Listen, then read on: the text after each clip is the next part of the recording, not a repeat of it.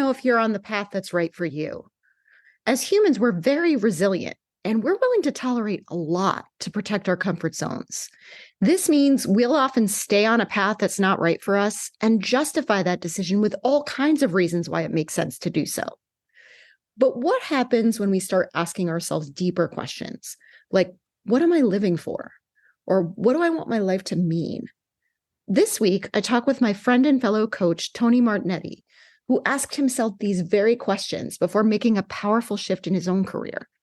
We also explore practical yet powerful steps that you can take to find sparks of inspiration that will set you up to find the best path for you. Thank you so much, as always, for listening. Welcome to the Impostor Syndrome Files. My name is Kim Meninger, and as an executive coach and former high-tech leader, my personal mission is to help professionals overcome imposter syndrome so that you can advance your career with confidence. Each week, I interview a new guest who brings a powerful perspective to this conversation, including personal stories, best practices, and new insights. The more we talk about this issue, the more we destigmatize imposter syndrome, recognize that we're not alone, and empower ourselves to access the tools and resources that can help us and those around us. Thank you so much for listening and for sharing with others you think would benefit from this conversation.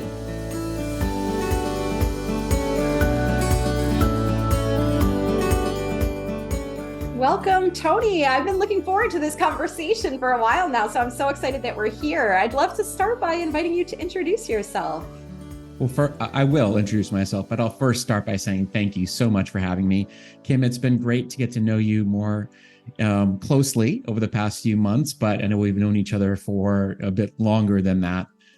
So yes, I'm thrilled to be here. And I'll introduce myself a bit and say that my name's Tony Martignetti, and I am a leadership coach, advisor, author, podcast host myself, and I run a company called Inspired Purpose Partners, where I, love working with people to really uncover the things that are important to them in the world and how to get them to create that through, really seeing what impact they want to make in the world and make sure they don't burn themselves out in the process of trying to do that. So that's what I do, and I love doing it. I came from a background of working in biotech for many years, but this is what was my life calling, and I'm thrilled to be doing it. Before we start talking about how you think about that in the context of supporting other people, I'd love to hear more about your own personal story. Like, how did you know that this was what you wanted to do? Was there a turning point? Was there a light bulb moment? How did you get here? I've had many light bulb moments, and maybe I will use the term I often use, which is a flashpoint moment, which is like more, I say like more explosive than just a light bulb. So the first big one for me was this period where I started to feel myself burning out. I was working really hard, putting in so many hours trying to show up as this person who is a successful finance executive in the world of biotech. And, I started to lose all the color in my life. I was someone who's known as being very vivacious and very much, the colorful person in the world. But I started to lose the color of who I was and not enjoying life like I used to. I don't think everyone saw that. I think I was the one who experienced it more internally. And it got to the point where I was only working. That was all I was doing. I wasn't taking vacations. I wasn't really spending time with family. And that wasn't a life I wanted to live any longer. So I had this moment, a really dark moment, where I said, look, what am I living for? And that flipped a script in me and said, well, look, I have to choose a different path. I have to clean the slate and figure out, what do I want my life to mean? And I started to rebuild from there. And that was the first real flashpoint that changed the way I navigated life. And it was also because I wanted to be there for my family in the long term. So I hate to go so dark, but I think it's important to point out that first flashpoint changed the way I looked at the world. The second big flashpoint was after I had built some tools around being hopeful, being able to see things in a different light. was this moment where I sat in a boardroom of a biotech company and realized that I think I'm done like working in the corporate environment and seeing leaders leading for the wrong reason. I saw these leaders who were, basically trying to self-preserve, be the leader who had to be right, had to make sure they looked good. In reality, that's not what a leader should be doing. They should be serving their people in a way that inspires them, makes them want to show up, want to do the work, and drives them forward with an inspiring vision. And that's not what I felt. And everyone else in this room did not feel that way. So I decided to get up and walk out. And I said to myself in that moment that I'm going to leave this room to change this room somehow. I don't know how, but it's going to be my next calling. And that calling came in the shape of coaching, which I didn't really know very much about. But I became very steeped in that through trial and error and probably by fire. But that's really was the biggest flashpoint moment in my life that put me on a trajectory to doing the work I do today, which I'm so grateful for. Wow. And, I love, there's so many different pieces to what you just shared. And I think a big part of it is self-awareness, which many of us are not tapped into because we're so busy and so focused on doing and not reflecting. And so there's oftentimes this general sense of something's not right, or is this all there is kind of going on under the surface, but we kind of push through it and think all kinds of thoughts to try to rationalize where we are. Like, how did you, it sounds like this was brewing for a while, right? But how did you reach a point where you had the self-awareness and the courage to recognize I could do more than this? Yeah, it's like it builds up. Like love the way you described it. There's two things you said that really, mean a lot to me. It builds up, and then all of a sudden you have this moment where you're like, I can't do this any longer the way that it's currently wired. My life is not designed for me to thrive. And so therefore I had this moment that built up, and now I've had enough. It's time for me to do the right thing. And then courage was the word you used. That is really powerful. In fact, the one quote that really stuck with me in the early days of my leap out of the corporate window, if you will, it's a bad image, was this quote from Peter Bregman, who's one of the people who really inspired me a lot. Is if you're willing to feel everything, you can have anything. And it comes from his book, Emotional Courage, Leading with Emotional Courage, which when I think about that quote, it's really having that courage to get out of your comfort zone and to experience all the emotions, both good and bad, and in the zone of the unknown, and realize that that's the courage you need to have to be able to live a life that is really meant for you, even though you're living in this world of, comfort that you've been building over time. That's what drove me to that point where I said, look, enough is enough. It's time to take the leap. And I love that concept of emotional courage because it's never easy. It's not something that you can take a shortcut to doing. There's no way to escape the complexity of feelings that are going to come with that kind of a move, but it's so worth it.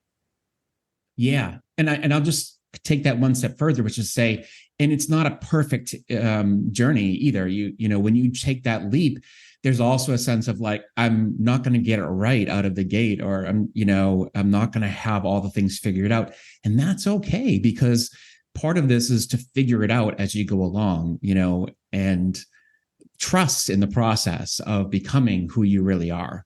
And I think that's the beauty of this, is that when you have emotional courage, it's dealing with the ups and the downs and knowing that they're all part of the journey of becoming who you really are, who you're meant to be.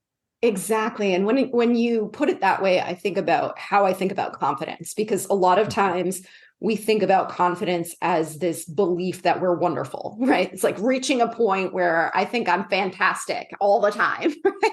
But thank you. But what I think about confidence really is what you're describing, which is trusting that I can handle it, knowing it's not going to be hard. I mean, not going to be easy, not going to be perfect, that there are going to be lots of bumps in the road, but I trust myself. I trust myself to be able to navigate that and get to a better place on the other side.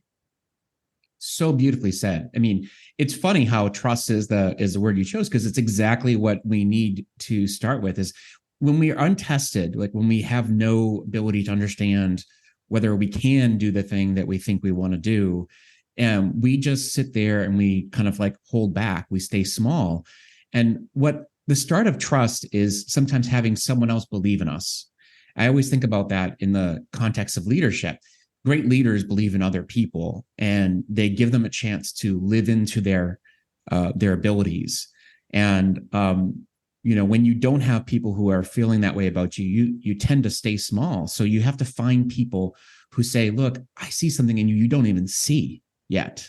And I think that's what can be really powerful. Now I feel like that's what I can be for other people, is to kind of help them to uncover that ability of like, hey, I'm seeing something that you're hiding inside of you that is ready to emerge.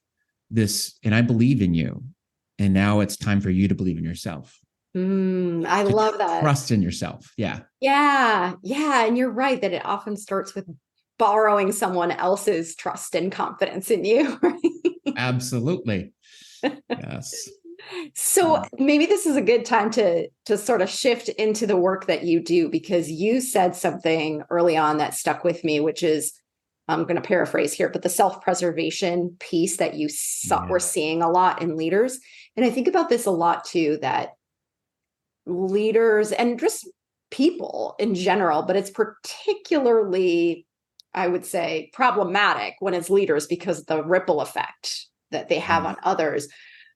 When they're not tending to their own needs and addressing some of these challenges that we're talking about, gaining that self-awareness, having that emotional courage, the reflexive response is self-preservation. It becomes all about my ego, becomes all about me, and it's not about anyone else. And we live in a time where things are so volatile, and as humans, we don't like change and uncertainty. And so it's just triggering a lot of things within us that don't bring out the best in us, that don't allow us to thrive, and don't put us in a position to support others in thriving as well. And so when I think about, where to kind of break that cycle, it's just sometimes I feel so overwhelmed. I think, oh gosh, there's so much work to do. I think we do it by starting with ourselves, for sure. But then I wonder, as you think about the person who comes to you and says, I want your help, like, how do they present to you? What are they telling you when they come to you and say, I'm ready to do something different? Yeah. Well, it's funny. The thing that starts with like what they're coming to me with isn't always the issue. There's always an underlying issue. And so the first thing might be like, hey, I'm just feeling like I can't win in the place I'm at. There's constant struggle. There's a lot of infighting, lots of politics. And I want to do good work, make an impact. And I want to do it in a way that actually helps me to feel fulfilled in the work that I'm doing. I want to have an impact. And I think that's all that I really want. And this challenge that they have is that it's like, they don't want the office politics. And I get that. The problem is that they need to understand how those politics have become, how did that culture evolve, and how can they fight against that culture in a good way to shape the environment. We have the ability to shape our environment if we're willing to have the courage to step up and do things differently. And that starts with our understanding of our own awareness of how we can push ourselves along the path of what's going on in the environment.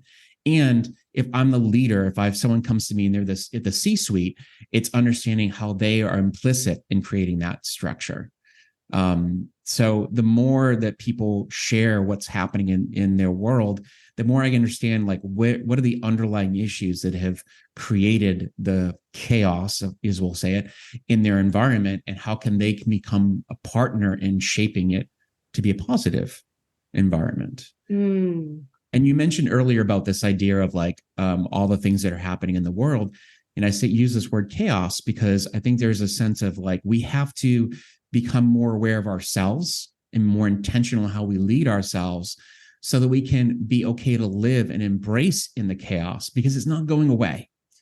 But it's about knowing that how do I stay grounded and intentional in the chaos? Because that's what people need from me as a leader and as a person who's inside an organization is to not be the person who's like on fire all the time or creating this sense of like, panic or creating more chaos. Instead, it's about staying calm in that chaos and creating this sense of level-headed groundedness that we need in leaders. And that's what I do a lot with the people I work with.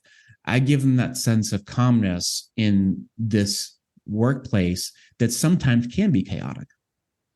Yeah. And, you said leading ourselves. And I think that is fundamental to everything that we're talking about because, there's always the cliche, right? The unfortunate reality that many people get promoted to leadership because they're really good individual contributors and not necessarily because they know how to be leaders, want to be leaders, right? It's just it's a path to greater status and compensation. And so you've got a lot of people who feel thrown into the deep end without any flotation device. They're just kind of dangling out there. And I think that triggers a lot of the self-preservation that we're talking about. And so when in doubt, the best place to start is with yourself. Because if you can start with yourself, then it does become more natural to support other people. And it feels counterintuitive, especially to those of us who are people pleasers or who have bought into a narrative that sort of any investment in ourselves is selfish. Yep. But it's the people who aren't doing the work that are having the biggest negative impact on the people around them. Yeah, I agree. I couldn't agree more with this idea that like, we wish we could go in and kind of change other people. But the idea is that maybe it's about we change ourselves, we lead ourselves better. And by default, when we start to change ourselves, we can start to have a ripple effect in how we show up on other people. And what ultimately happens is we start to see that if our environment does not change if we've changed, we may decide that at some point this is not the environment for us. And that's another courageous movement that we may have to make. It's deciding, do I want to still exist in this environment that I cannot change? Or is it time for me to find an environment where I can thrive and be the person who I now want to be? Which is a very difficult conversation to have and difficult for many reasons because, it's about changing jobs, things like that. But sometimes that's the only choice we have. You're right. And I think it's important to remember that is a choice because all too often I get the impression from people that they feel like they're hostages in their current lives and in their current jobs because maybe they make good money, maybe the economy isn't great. There's all kinds of reasons why it doesn't make sense to leave. And so they rationalize and settle for something that doesn't allow them to be their best selves. Yeah, which is one of my favorite coaching questions I ask is, what are you tolerating that you shouldn't? And I think that's something that like, it sounds very, it puts you on defensive, but the reality is we need to ask those challenging questions because we tolerate an awful lot in some of the environments that we're in that we need to be able to question saying like, gosh, I shouldn't be putting up with that. An employee that potentially, works for you who kind of disrupts the environment, maybe you need to have a challenging conversation with them and say, hey, this is not acceptable. This is not working for us. That's pushing back on the environment and potentially shaping it in a different way. And I also want to point out one thing that like, I'm not putting this out here that everyone should go leave their jobs and go start as a solopreneur or be, start your own company. Trust me, there's many challenges with that. And sometimes you can create your own prison by going off and doing your own work. So all I'm saying is that make sure you're taking control of your situation and know that you have more choices than you think. Yes, very well said. I think that's a great point too, is that it's not about doing what we did, right? But it's about finding your own path forward, Yes. empowered path forward, right? Mm-hmm. So let's shift gears for a moment because I want to talk about your podcast. And, we're all products of our own pasts and upbringings and all of the different combinations of factors that have gotten us to where we are. So tell us more about the podcast, what you're trying to accomplish. Yeah. I mean, if you were to ask me, a few years ago, like, oh, you're going to have a podcast, I'd be like, what? I mean, I didn't even listen to podcasts a few years ago. But it became a thing that I really just put into the world. Originally, it wasn't going to be a podcast. It was going to be a series of webinars that I was going to do. But it started to take life, and I started to really, really lean into it and enjoyed this process. The podcast is called the Virtual Campfire. The idea of campfire is this really, we've been having stories around campfires since the beginning of time, at least since the beginning of fire. And I love the intimacy of sharing those stories around campfires. And that's what I wanted to create with the podcast. The concept of the show is really bringing people on the show who have been through a transformational journey and sharing their moments that have ignited their gifts into the world through what I call these flashpoints. And sometimes it's really vulnerable for them to share these moments. There have been a lot of crazy stories that I've heard that I am just honored to be able to create that space for them to share, between, being on the verge of, being homeless, to being, on the top of their game, to all of a sudden being back to being homeless again. There's crazy, crazy stories, or just stories of people having to navigate the death of a loved one or an illness or any number of things that have changed the way they look at life. And what I've found is that the more we go back and look at the moments that have defined us, it actually gives us the fuel to really understand the path forward.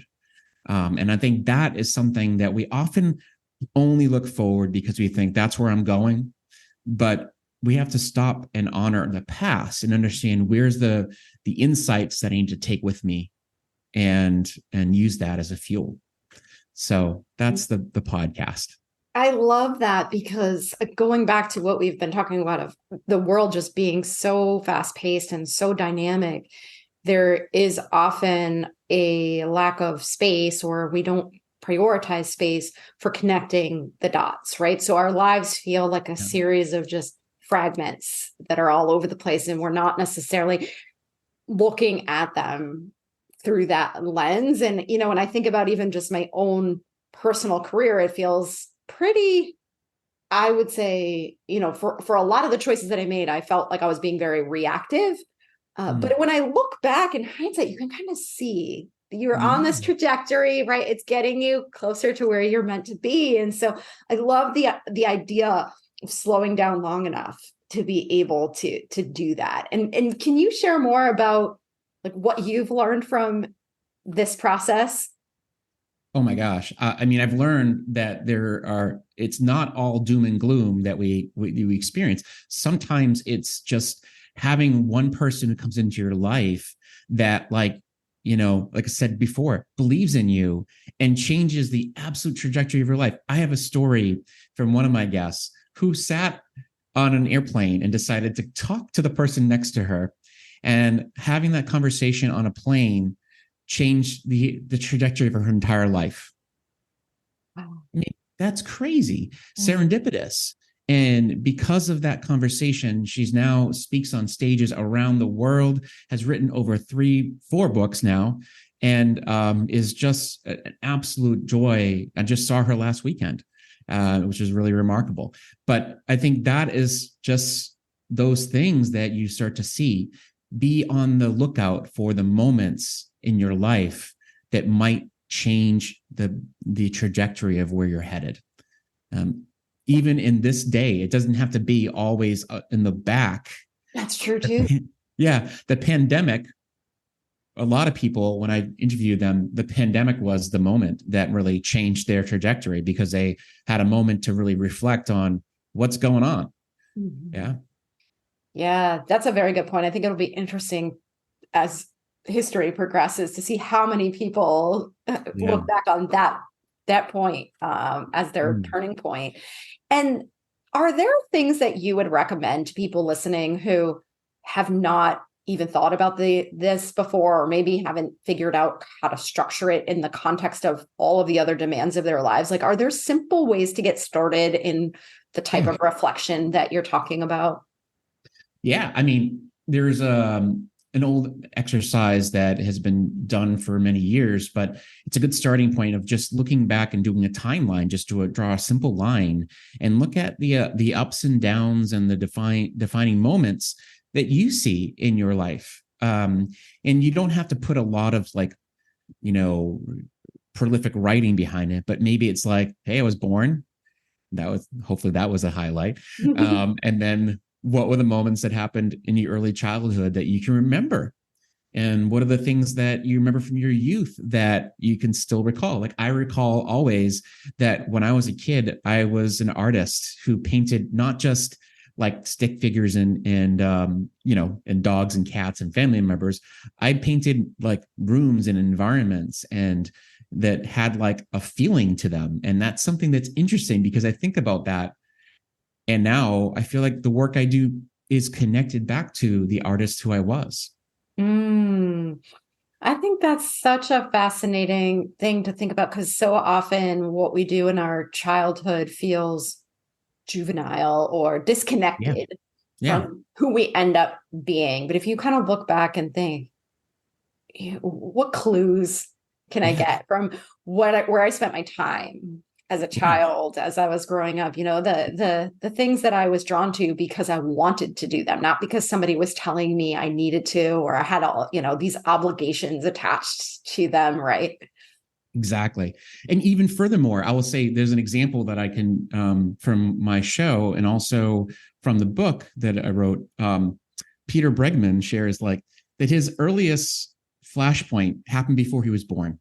And here's an example that people don't even think about.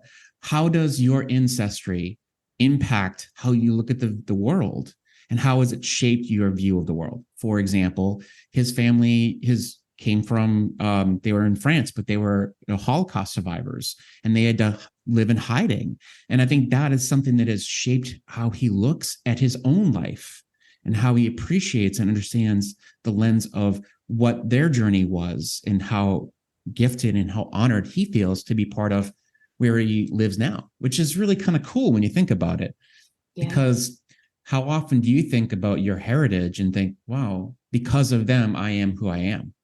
Yes, that's a really powerful thing to think about too, just to kind of that more holistic view of how we got to where we are. And some of us are going to have dark pasts, right? We're going to have stories that are really painful. And I wonder how you think about dealing with, and I think this is where emotional courage comes in, right? But just sort of, how do you sit with the pain and still extract the benefit from it? Yeah. I mean, there's obviously it's not easy to go back there and look at some of the dark moments, but there's beauty in that darkness that we need to be able to extract and the learnings that we come from it. And there's this idea, and I'm sure this is not the first time you've heard of it, but post-traumatic growth. We go through dark moments and then they become part of what we can turn into something that grows us. One of the chapters in my next book, which is called Campfire Lessons for Leaders, is around out of darkness comes light. And in particular, there's a part where I explore this, a person who was suicidal, and she used that experience to become a champion for people to not feel alone in their journey of suicidal ideation and things like that. And so it takes a lot of like work, but the idea is that once you can start to see this experience I've had and survived has allowed me to know what it feels like. And now I can help others through my experience. to then go on the journey themselves to getting where they need to go. So they don't have to suffer like I did. And so that growth is now becomes a superpower, or a way to use your gifts in a way that helps amplify a message that's powerful. And what a way to bring purpose to, an otherwise awful situation too. Yeah. And not to sound sort of, what's the word, self-serving here, but I do think that there is benefit to doing that work with others who can support you on that journey, right?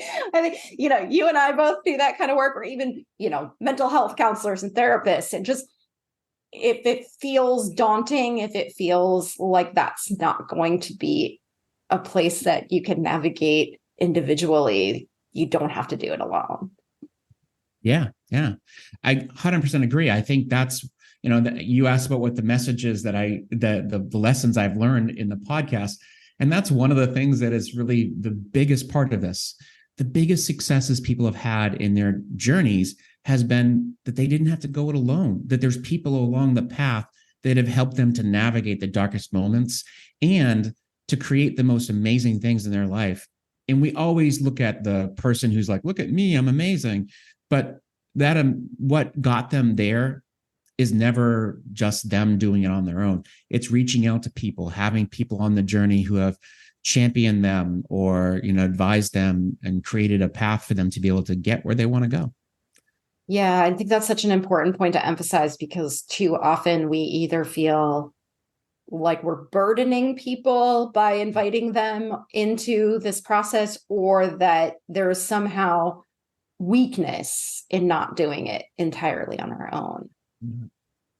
That's one of the things that I often help people to understand, is that asking for help is one of the most strongest things you can do. I mean, in fact, the most successful leaders ask for help because they know that if they're up to big things in the world, and if they want to accomplish that big thing, the only way they're going to do that is by asking for the help of other people who are really good at other things. Yeah, and I think it's great to position it as a leadership strength too, because it doesn't, it feels sometimes like, oh, if I were stronger, I'd be able to do this on my own. But no, I mean, everybody has different strengths and different opportunities to give. And I think one of the things that I always come back to is that by asking for help, we empower other people to give their best selves to the world as well. Right? 100%. I love that. It's just like so great. And that's what we need, is we need to create ways of, bringing more of other people's, superpowers out into the world and make it more of a collaboration, not just like the solo person who's out there like, look at me, I'm the best. We're all the best. And I think that's awesome when we can come together and create something bigger together. I love that. And so we talked a little bit about the process for reflecting back and kind of thinking about those moments that have defined us. Is there anything else you would recommend to people who maybe are feeling the way you described earlier of, gosh, I just don't know if this is where I'm meant to be? Is there a first step there that you would recommend people think about taking to just get on the path? Yeah. So, the looking back part is really important. In fact, one of the things that I do with my clients is I have this weekly spark, which is, it's a little less expansive in terms of not looking at your past few years. It's more about looking at your past week and looking at your next week. But it's really understanding what is the thing that I've done last week that was exciting, interesting. What did I learn? And how can I use some of the learnings from the past few weeks or week and use that as I plan my next week, and make sure that I put into the next few weeks something that is exciting, inspiring, something that makes me want to be, looking forward to the next few weeks. And how does this connect to your question? Well, the idea is that you want to make sure that you're setting yourself up for the little sparks of inspiration, which are going to lead you into the place where you'll start to connect to the path that you want to be on. Because inspiration are, as I say, they're the clues that lead you to your true purpose or to the place that you want to be. And if you continue to do the same thing over and over again and expect different results, you're not going to get that. The best thing you can do is plant some seeds for new things to show up, new inspiration to show up. And what'll happen is you'll start to see a path to maybe a different way of navigating your life, navigating your career. So allow yourself to be open to these clues.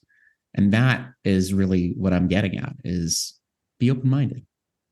I love both the power and the practicality of what you just shared, because there is so much incremental value. I think a lot of times we think in all or nothing terms, right? Either I stay where I am and deal with the misery, or I start this whole new life. And it feels like the gap between those two is just so huge. And so I think about when you talk about those sparks of inspiration and really thinking about what energized me over the last week, or what am I looking forward to? Yeah. Even just simple things you can do to create more of those moments for yourself in the now, right, is going to change how you feel on a regular basis. Yeah. And then you really, as you start to reflect more on those things, if you think about this weekly spark as something that starts to build on itself, you'll start to reflect and say, my gosh, every time that I design my week around this particular activity, I'm realizing I'm even more excited. So maybe that's what I want to do more of in my life, right? So it's almost like self-designing your life in a path that is, less of this, more of this, please. Exactly. It's very iterative and very methodical, right? There's intention behind it. I absolutely love that.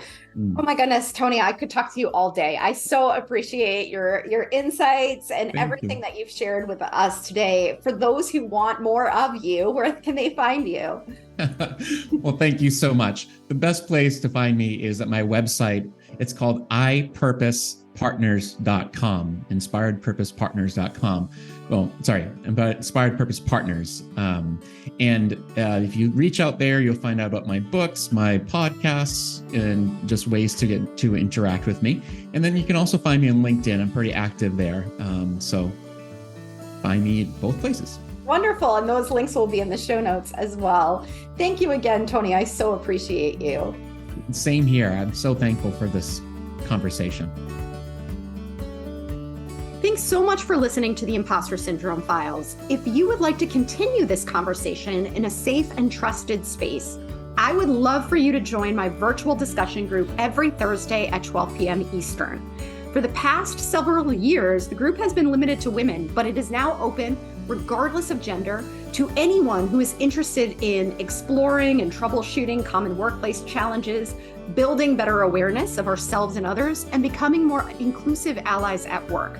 Check out the show notes for more info on how to find us, and please join us next week for another episode of the Impostor Syndrome Files.